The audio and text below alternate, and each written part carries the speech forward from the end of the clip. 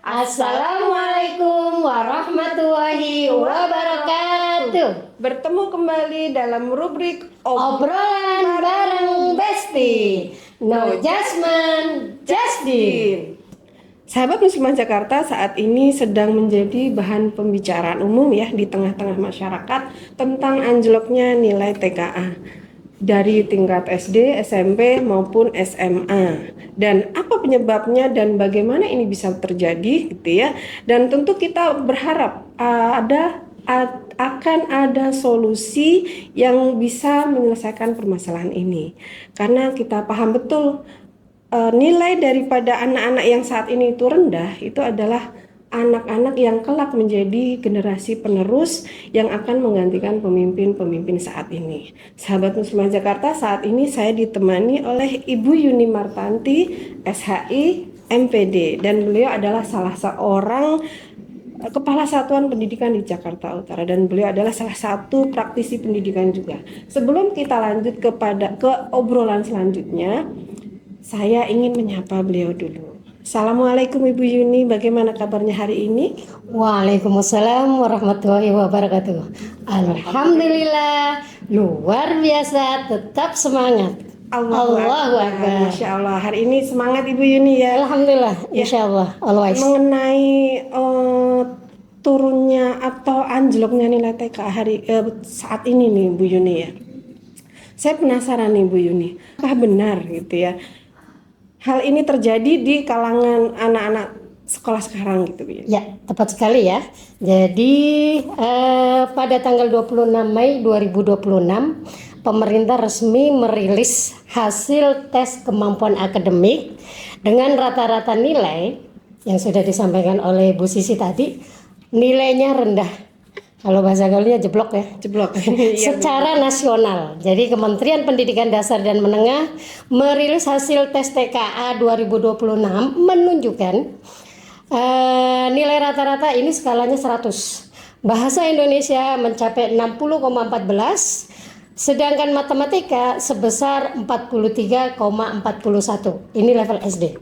Kemudian kita naik ke SMP, bahasa Indonesia itu ada di angka 60,83, matematika 40,34. Sedangkan di jenjang SMA, nilai TKA diperoleh siswa pada mata pelajaran bahasa Indonesia sebesar 57,39, matematika 37,23, dan bahasa Inggris 26,71.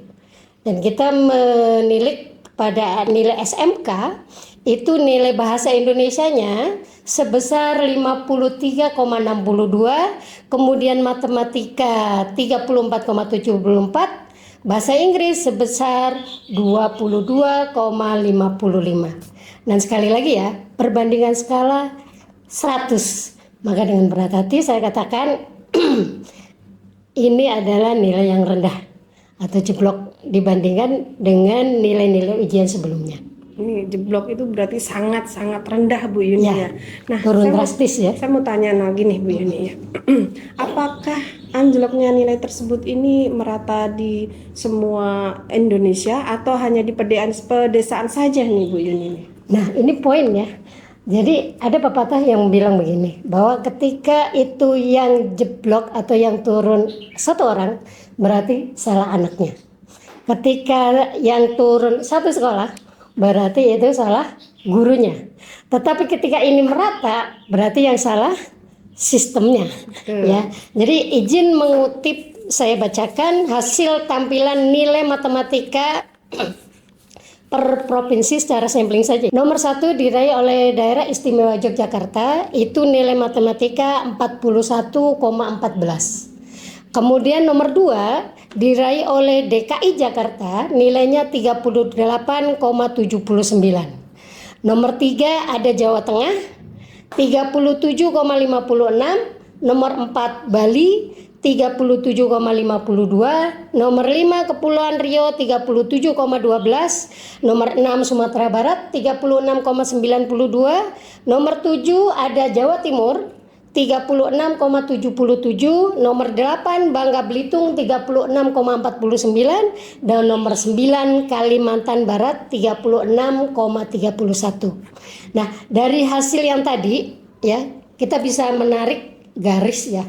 Menariknya gitu, dua wilayah yang paling urban dan maju secara pendidikan, kita tunjuk ya, DKI Jakarta dan Daerah Istimewa Yogyakarta, itu kan daerah-daerah yang maju secara pendidikan maupun kualitas ataupun fasilitas. Betul. Tetapi nilainya hanya berkisar di 41,14, dan tadi DKI itu 38,79. Sekali lagi ini skala 100 ya. Ya. Artinya bahkan siswa di kota besar belum mencapai hasil yang dapat dikatakan tinggi, masih rendah ya.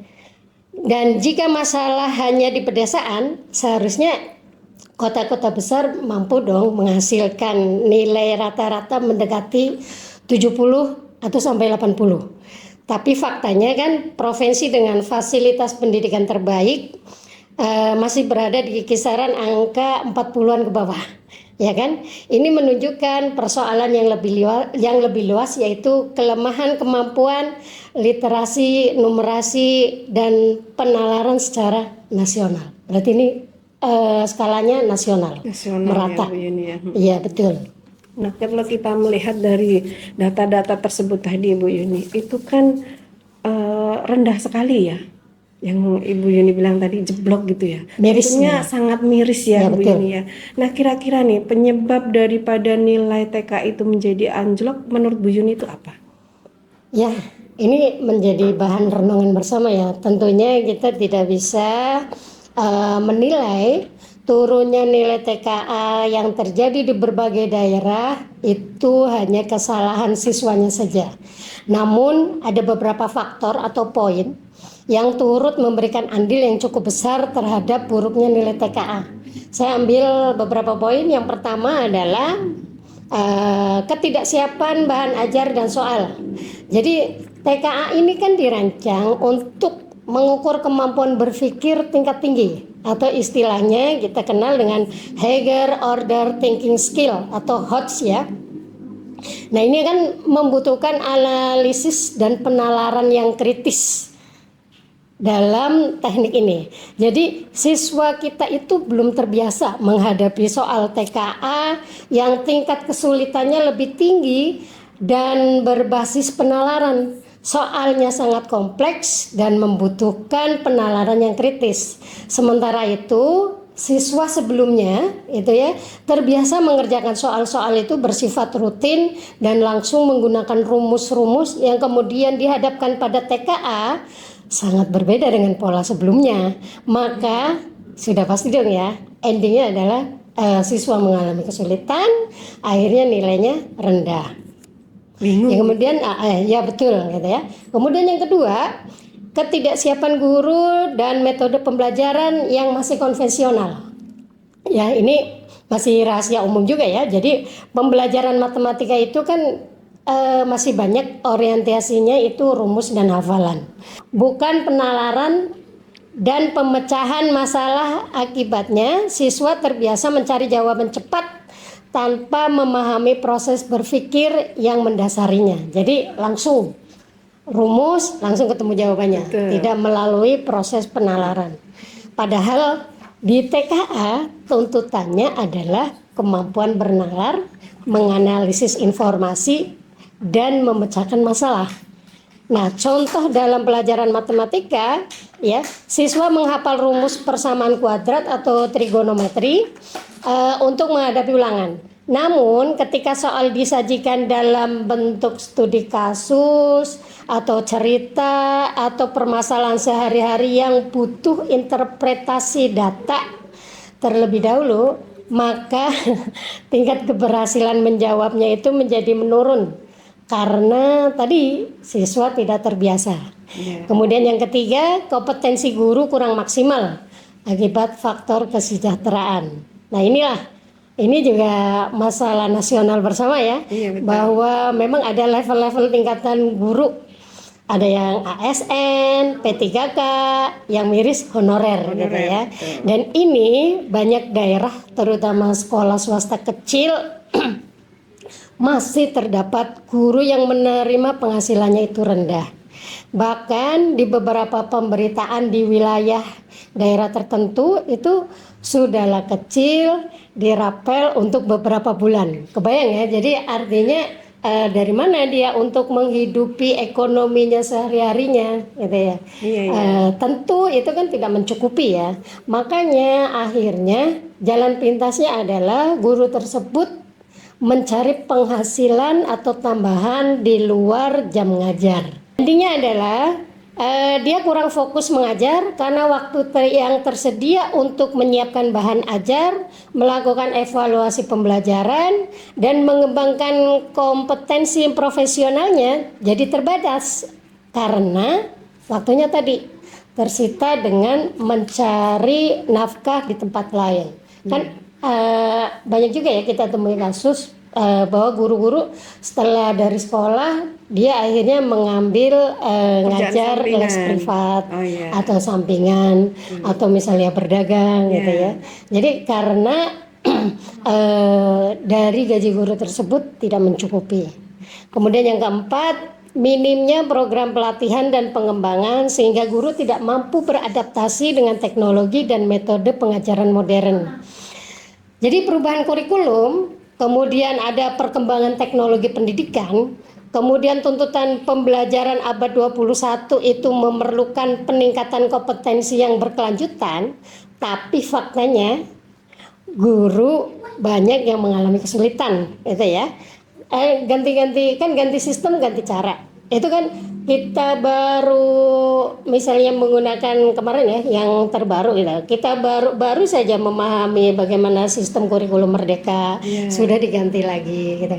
Padahal fase dari kurikulum sebelumnya ke kurikulum merdeka pun guru banyak yang tertinggal, adaptasinya lama gitu. Begitu sudah adaptasi ganti lagi gitu. Itu kan problem juga kan gitu ya. Lanjut, yang kelima adalah tekanan seleksi. Jadi kurang persiapan latihan soal berbahasa standar nasional. TKA merupakan instrumen yang memiliki standar nasional, jadi membutuhkan latihan dan pembiasaan yang cukup. Tapi gitu ya, banyak sekolah belum memiliki program yang sistematis untuk melatih siswa menghadapi soal-soal berbasis penalaran dan standar nasional. Jadi ini efeknya adalah siswa menghadapi kesenjangan antara materi yang dipelajari di sekolah sehari-harinya itu dengan soal yang muncul di TKA. Contohnya misalnya, siswa kan terbiasa mengerjakan soal pilihan ganda atau esai sederhana pada ujian di sekolah. Nah, kemudian dia menghadapi soal TKA yang butuh penalaran kritis ya, butuh analisis, butuh interpretasi data gitu ya.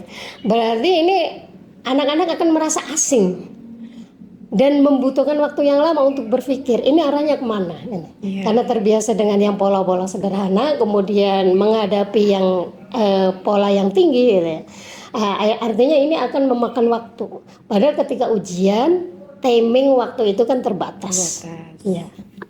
Ya, baik. Tadi kalau melihat kelima faktor tadi begini ya, ternyata yang menjadi penyebab daripada anjloknya nilai TKA tersebut berbagai faktor ya, dari gurunya, ya, dari pembelajarannya yang tidak sesuai dari pembelajaran sehari-hari, terus muncul ketika di soal-soal TKA ternyata beda gitu ya. Nah itu kan sebenarnya sangat kompleks ya. Nah yang jadi permasalahan utama nih Bu Yuni, saya mau tanya nih, itu kan 5 faktor tadi menjadi penyebab. Nah yang menjadi akar masalahnya atau penyebab utama daripada masalah turunnya atau anjloknya nilai TKA ini apa sih sebenarnya Bu Yuni? Ya, jadi ya betul apa yang dikatakan Mbak Sisi barusan. Jadi selama ini itu kan siswa dilenakan dengan sistem pendidikan yang sebelumnya. sistem sebelumnya dibandingkan dengan TKA itu kan agak longgar ya. Selama bertahun-tahun keberhasilan belajar siswa itu diukur dari kemampuan mencapai nilai kriteria ketuntasan minimal atau biasa kita sebut KKM. Di prakteknya KKM itu banyak sekolah yang berfokus hanya pada bagaimana siswa dapat memperoleh nilai di atas batas ketuntasan, bukan pada sejauh mana siswa mampu bernalar dan berpikir kritis dan memecahkan masalah. Jadi ini kan akibatnya siswa terbiasa mengejar jawaban benar, tetapi kurang berlatih memahami alasan di balik jawabannya. Dan fakta lainnya adalah KKM itu lebih menjadi alat markup nilai, gitu ya. Saya ambil contoh, gitu ya.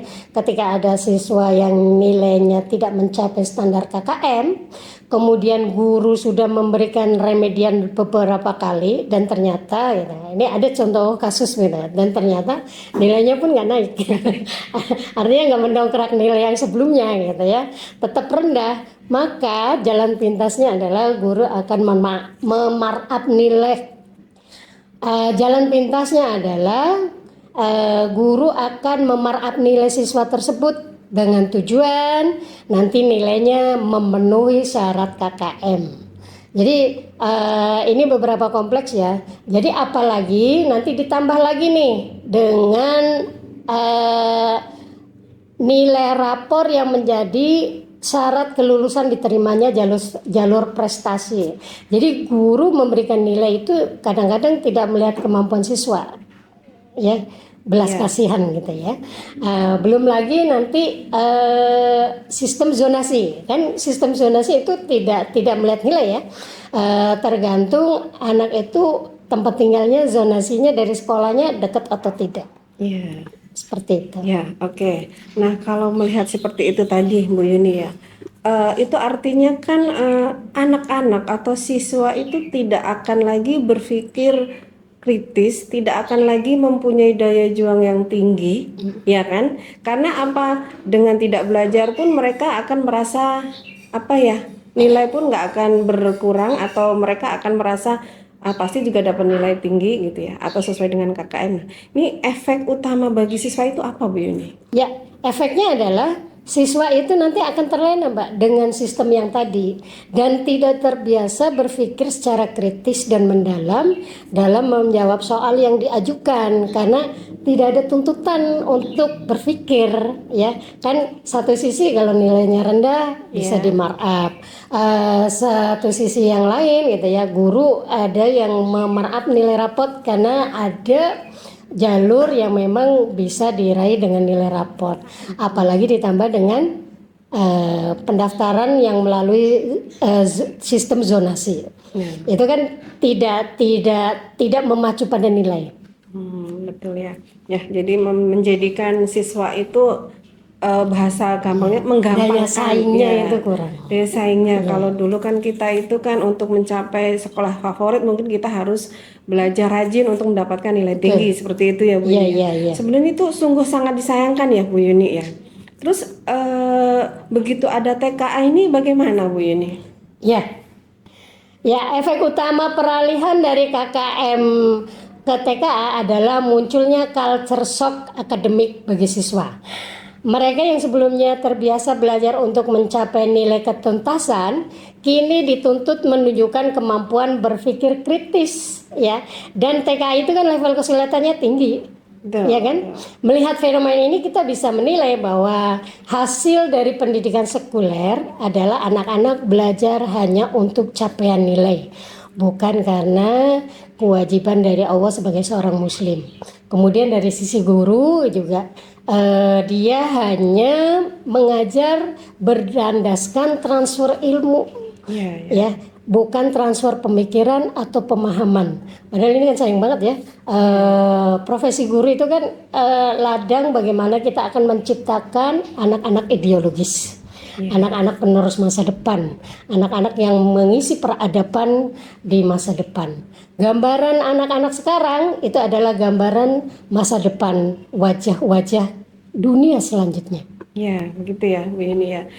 Kalau bicara apa tadi, belajar itu adalah sebuah kewajiban dari Allah dan harus ada ilmu yang membekas gitu ya, Ya. atau menjadikan anak itu paham akan apa yang diajar, bukan hanya sekedar guru transfer ilmu, murid tahu dan hanya berakhir di atas kertas saja berupa nilai itu tadi ya Bu. Betul. Nah, sebagai seorang muslim nih Bu Yuni nih, apabila dikembalikan kepada Islam nih, adakah nih Bu metode dalam Islam untuk pembelajaran ini gitu Bu ini? Alhamdulillah ya, kita dilahirkan sebagai seorang muslim. Karena di dalam Islam itu peraturan yang diberikan Allah kepada kita itu sangat lengkap. Islam adalah agama yang kafah, yang mengatur segala sendi kehidupan. Jadi berbagai permasalahan yang ada di kehidupan ini Allah sudah menyiapkan jawabannya. Ya. Jadi termasuk dalam sistem pendidikan Islam gitu ya, tentu gitu ya. Di dalam Islam itu ada solusinya. Nah, di Islam ini mungkin ini belum familiar di antara kaum muslim itu sendiri ya. Jadi di dalam Islam itu sebenarnya kita sudah ada pembelajaran yang digunakan, yaitu metode talakian fikrian. Itu yang berasal dari Islam. Dan metode ini orientasinya adalah pembelajaran melalui proses berpikir yang objektif sesuai dengan realitas ya. Kita lihat fakta gitu ya. Kemudian mengkonstruksi pemahaman dan mendorong pengamalan. Jadi tidak hanya sekedar teori saja, tidak ada pengamalan ya. Di dalam sistem pendidikan Islam butuh amal gitu ya. Tidak hanya di mulut saja tetapi tetap pada amal. Jika dikaitkan dengan rendahnya nilai TKA, maka talakian fikrian ini bisa menjawab akar masalah rendahnya nilai TKA. Metode talakian fikrian itu bisa diterapkan. Dengan kata lain, metode talakian fikrian itu adalah metode pembelajaran yang menyampaikan ilmu sebagai sebuah pemikiran atau fikir ya. Kemudian dengan cara mentransfer fakta dari panca indera ke dalam otak, lalu mengkaitkannya dengan informasi yang sudah ada dan terbukti benar, mendorong siswa berpikir rasional secara islami, kemudian menarik kesimpulan sendiri sebelum penjelasan guru detail. Dan tujuannya adalah membentuk kepribadian Islam yang utuh. Jadi saksiya Islam ya. Jadi baik pemikirannya maupun perbuatannya itu sesuai dengan Islam. Dan bukan hanya pada pengetahuan teori saja dengan standar pemikiran Islami yang mempengaruhi perasaan dan perbuatan. Saya ambil contoh dalam talakian fikrian ya. Misalnya kita belajar tentang tumbuhan. Jadi kalau di metode talakian fikrian itu nanti anak-anak itu melihat langsung objeknya tumbuhan. Jadi kita nanti bisa melihat bentuk pohon dari akar, batang sampai daun. Ya. Kemudian siswa melakukan pengamatan bagaimana dari akar bekerja menyerap makanan, kemudian bisa dilanjutkan dengan pengamatan fotosintesis daun ya. Kemudian kita kaitkan dengan penciptaan Allah, misalnya kita ambil contoh kasus paling kecil misalnya. Daun satu biji saja, tidak ada manusia jenius manapun yang bisa menciptakan daun seperti yang diciptakan oleh Allah. Dengan fungsi yang sama ya, bukan daun-daunan ya, atau daun-daun plastik gitu ya. Tentu daun plastik dengan daun beneran fungsinya beda. Ya, gitu ya. Nah ini nanti kan dikaitkan dengan adanya sang pencipta, maka dikaitkan dengan akidah Islam. Nah metode pembelajaran talakian fikrian ini tidak bisa diterapkan di sistem pendidikan yang sekuler. Karena membutuhkan penggabungan antara ilmu dan akidah Islam. Artinya sistem pendidikannya harus berdasarkan akidah Islam, bukan sekuler pada saat ini. Ya, Masya Allah ya, indahnya pendidikan dalam Islam gitu ya. Cara atau metode pembelajaran dalam Islam itu ternyata menyeluruh gitu Bu Yuni ya. Yang bisa saja gitu, bukan bisa saja, pasti akan bisa melahirkan generasi-generasi emas bukan generasi cemas gitu ya.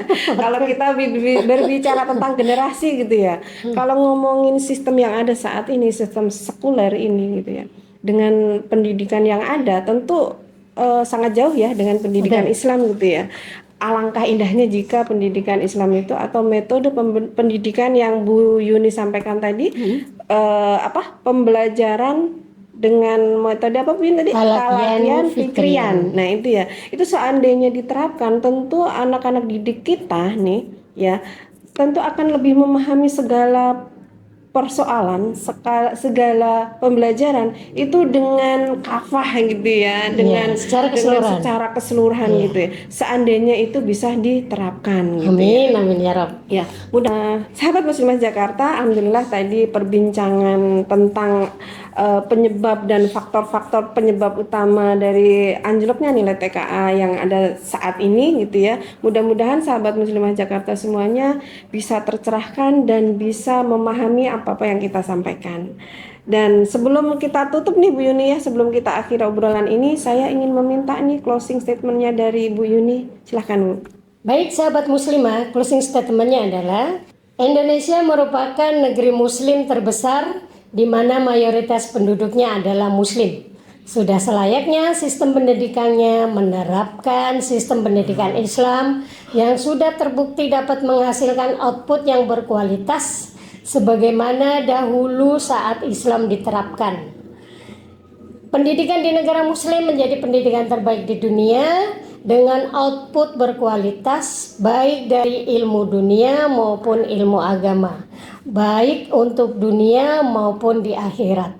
Oleh karena itu, sudah saatnya sistem pendidikan Islam menjadi solusi dari berbagai problematika pendidikan saat ini, termasuk rendahnya kemampuan numerasi siswa yang tercermin dari nilai TKA. Alhamdulillah sahabat Muslimah Jakarta semua, berikut tadi adalah closing statement pada obrolan hari ini gitu ya. Mudah-mudahan apa yang sudah kita obrolkan hari ini Bu Yuni ya bisa memberikan manfaat untuk umat gitu ya.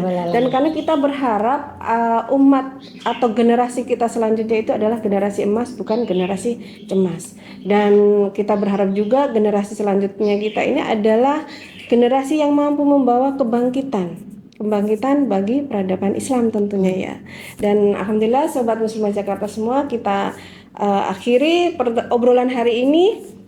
Saya pamit undur diri, saya Sisi dan saya Yuni.